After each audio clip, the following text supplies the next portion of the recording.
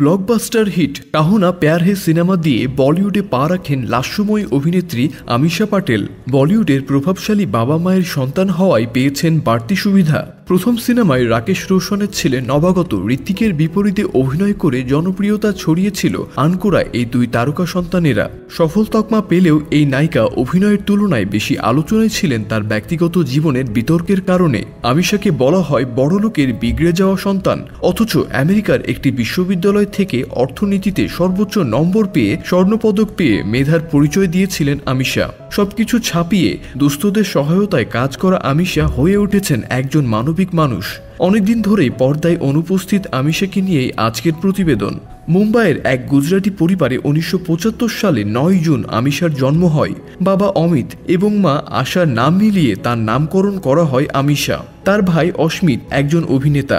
আমিশা বিখ্যাত রাজনৈতিক তথা কংগ্রেস নেতা প্রয়াত রজনী প্যাটেলের নাতনি। ছাত্র জীবনে অত্যন্ত মেধাবী আমিশা আমেরিকা পাড়ি জমিয়েছিলেন বায়োজেনেটিক ইঞ্জিনিয়ারিং নিয়ে পড়বেন বলে।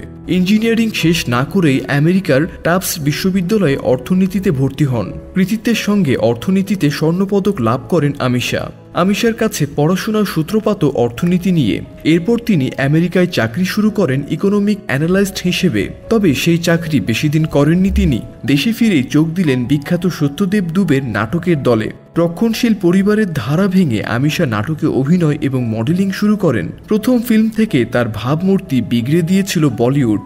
তার বদনাম করতে যা নয় তাই রটাতেন ইন্ডাস্ট্রির লোকজন। তিনি না কুচু উদ্ধত বড়লোকের বিগড়ে যাওয়া মেয়ে। ঋত্বিক রোশনের সঙ্গেও সবসময় তুলনা টানা হতো।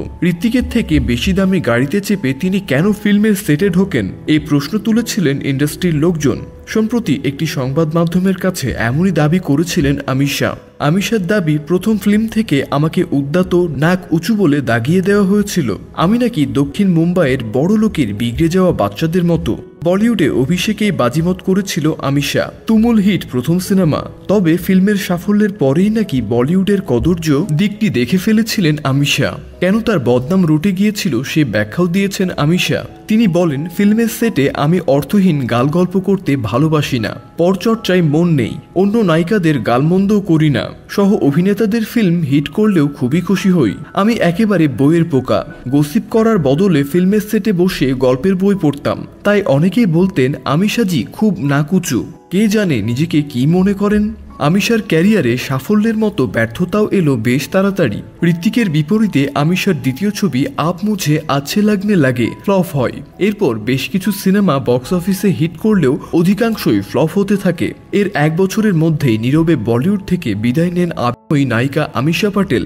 তো বন্ধুরা, আমিশা পাটেলকে আপনার কেমন লাগে? তার কোন হিট ছবিটি আপনার সবচাইতে বেশি ভালো লেগেছে তা অবশ্যই কমেন্ট করে জানাতে ভুলবেন না।